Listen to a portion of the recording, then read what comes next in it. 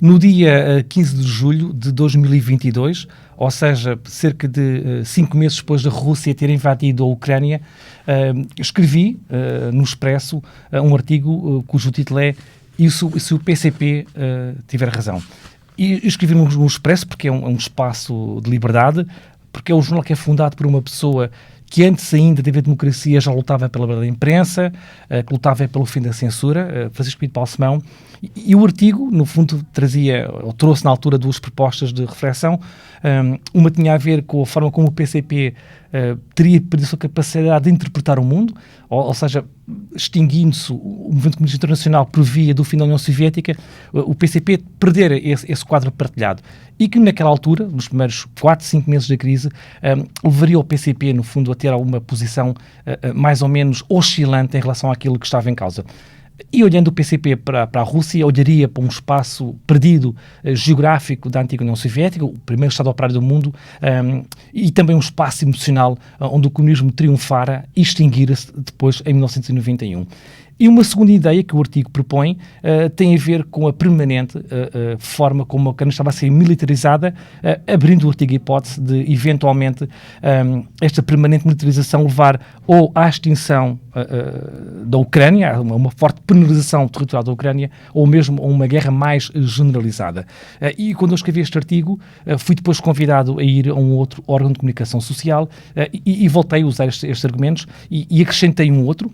E estamos a falar apenas 5 meses depois de ter começado a guerra, onde eu falava sobre a hipótese de uma solução negociada levar à reconfiguração territorial da Ucrânia. Era um assunto que era proibido. Não se podia falar sobre isso, sobre a reconfiguração territorial da Ucrânia, naquele momento, devido à dor empática que tinha tomado todo o debate público. E eu abri essa questão, volto a dizer, 5 meses depois do início da guerra, que o rumo da guerra poderia levar nesse sentido da Ucrânia perder parte do seu território.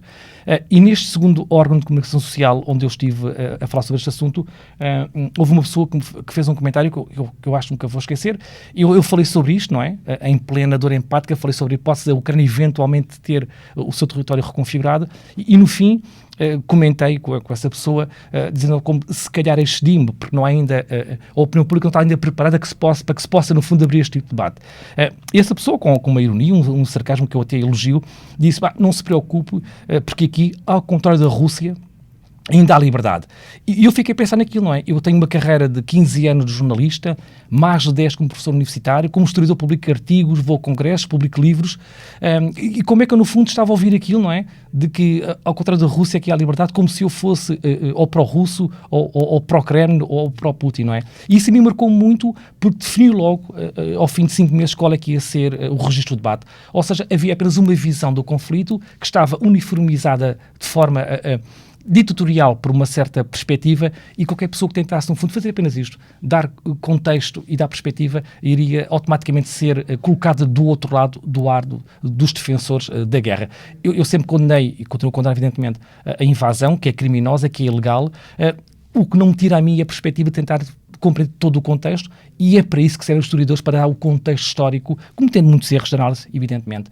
E esta frase acho que me vai acompanhar nos próximos tempos, e veio a propósito de uma frase dita há poucos dias pelo próprio presidente da Ucrânia, presidente Zelensky, onde ele dizia que, do ponto de vista militar, seria quase impossível, ou será quase impossível para a Ucrânia recuperar os territórios ocupados, que é o Donbass e a Ucrânia. Portanto, aquilo que eu disse 5 meses depois da guerra ter começado, que era, eventualmente vai haver uma reconfiguração territorial, dizendo isto sem estar a defender a posição, evidentemente, da Rússia, mas agora percebe-se, ao fim de quase 3 anos de conflito, que de facto que a própria Ucrânia já admitisse haver uma reconfiguração territorial, que será evidentemente provisória, contingencial, dentro de um processo, esperamos nós, de paz, mas foi agora aberto. E portanto esta frase, não é, de que ao contrário da Rússia que há liberdade, dita uma pessoa como eu, que sou um democrata radical, e os meus alunos sabem disso, não é? Sou um feroz defensor do debate e da democracia. Como é que eu ouvi esta frase, não é?